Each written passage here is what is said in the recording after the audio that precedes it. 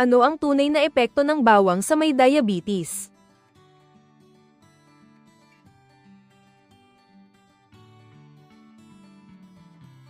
Ang diabetes ay isang pangmatagalang sakit na dumarami ang bilang ng nagkakasakit nito sa buong mundo.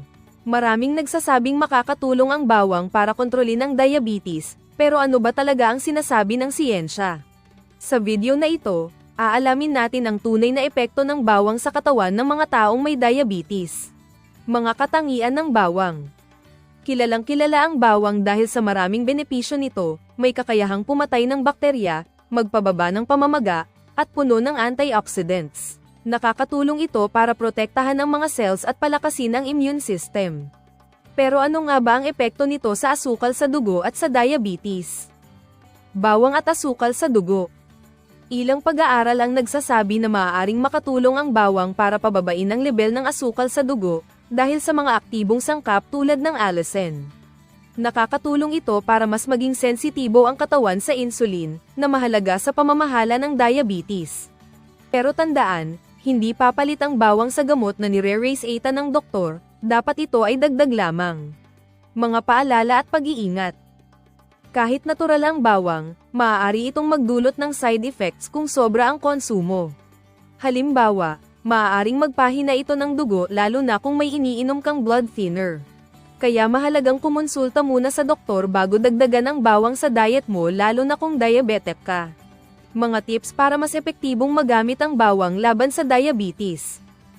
Para mas magamit ang benepisyo ng bawang sa pag-manage ng diabetes, heto ang mga dapat gawin. Kumain ng hilaw na bawang. Ang hilaw na bawang ang pinakamabisang pinagmumulan ng allicin. Pwede mo itong ihalo sa salad o haluan ng kaunting honey. Iwasan ang sobrang pagluluto, nakakabawas ng benepisyo ng bawang ang sobrang init, kaya mas maganda kung hilaw o konting luto lang. Sundin ang tamang dami, 1 o 2 butil ng bawang araw-araw ay sapat na para sa benepisyo ng hindi nakakasama. Isama sa balanseng pagkain, mas epektibo ang bawang kapag bahagi ito ng malusog at balanseng diet. Kumonsulta sa doktor, laging magpa-check up muna lalo na kung may iniinom kang gamot. Sa madaling salita, makakatulong ang bawang para sa mga taong may diabetes dahil sa epekto nito sa asukal sa dugo at kalusugan. Pero huwag itong gawing tanging lunas. Para sa mas malusog na katawan, sundin ang tamang pagkain, mag-ehersisyo, at laging makipag-ugnayan sa iyong doktor. Kung nagustuhan mo ang video na ito, paki-like at subscribe para sa iba pang health tips. E-share mo rin sa mga kakilala mo na pwedeng makinabang dito. Paki-share naman po sa comments kung paano mo ginagamit ang bawang sa diet mo. Maraming salamat at hanggang sa muli.